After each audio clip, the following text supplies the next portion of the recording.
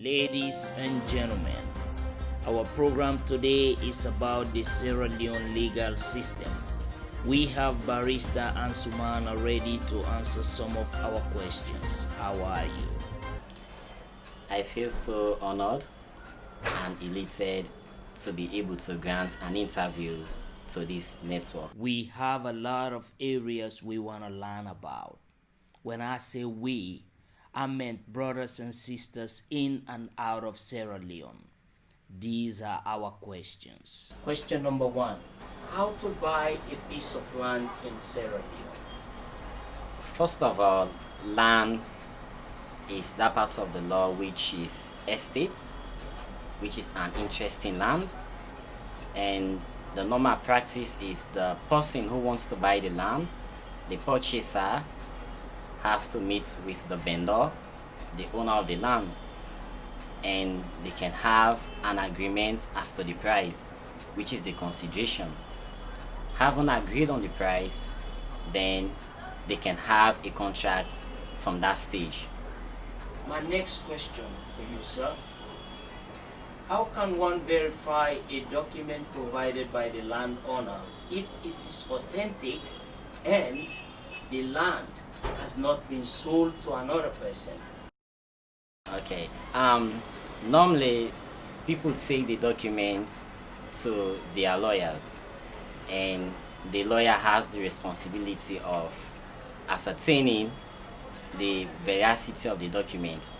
We normally take it to Roxy Building at the ARG's office to check the page and volume number to see whether the root of title is perfect. The root of title, I mean, the owner of the land who wants to sell the land to the purchaser, whether he has a valid title. And having looked at the root of title, we can also check whether there are encumbrances. Encumbrance in law is a lien if some other person has a right or an interest in that property. So normally the lawyers do that. We take it to Roxy and we check the page and volume number to see whether it's correct or authentic. Without those points being in place, it means that document is not authentic.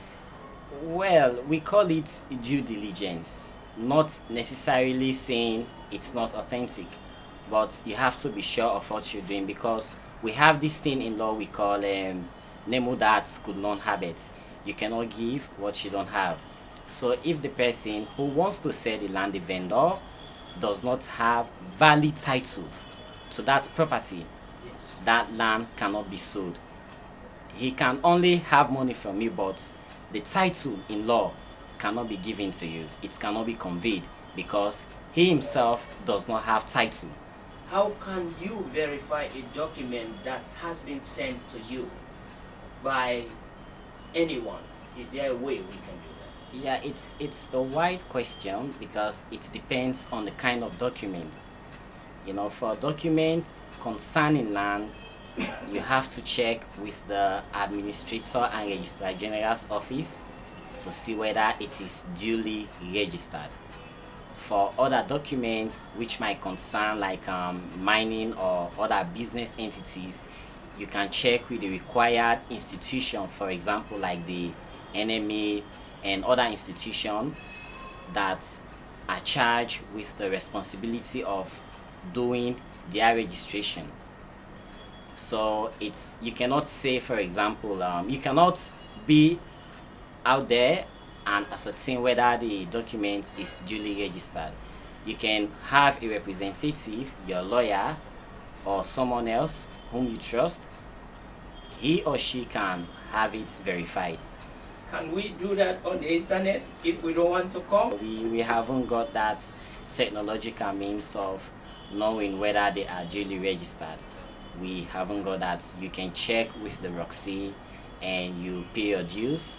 They can know whether the page and volume number is correct, and they can know whether it's duly registered. But technologically or electronically, I don't think we have that in place for you to check that on the internet. So, in order to verify, it's good to go through a lawyer. Yeah, it's the most likely thing to do. Okay. Yeah, it's the safer thing to do. Thank you very much, sir. Today I've learned a lot of new things, and there are many people out there who will really appreciate what you've just shared with us. The legal system is there and it's working. Looking into everything you've said right now, we really need help in many areas. And I know as a Sierra Leonean, we don't have this like, how do I call it, like workshops or seminars where they teach us about the Constitution. So we need this, because if we do have the knowledge, our little effort will be invested in the right place. So, Mr. Ansumana, with everything you've said and everything I'm saying to you right now, there are brothers and sisters out there who are still searching for answers, who want to come home, Sierra Leone, and invest. There are people also who are friends of Sierra Leone. They are foreigners, but they want to come and invest. What will be your overall message to guide them if they're coming to Sierra Leone? Um, I think the best thing to do is you have to be truthful to yourself. You have to be upright and honest when coming as an investor. And there are a lot of people who have tenets and principles to follow. So not everyone is fraudulent. But you have to ensure that anyone whom you repose confidence in is trustworthy. There are a lot of people out there who have integrity. So when coming as an investor, if you're a Sierra Leonean and you want to invest in the country, you have to ensure at first that you follow the right procedure, because you have to come with clean hands. You cannot be complicit to an ill act, something that is wrong, and you want to benefit from it, because that is what the people use to they try to dupe people because they don't want to go through the right procedure. So when coming, ensure that you do your due diligence, you get the right person, someone you trust, you go through the right channel, you meet the required institutions, you pay your dues, whether by taxes or otherwise.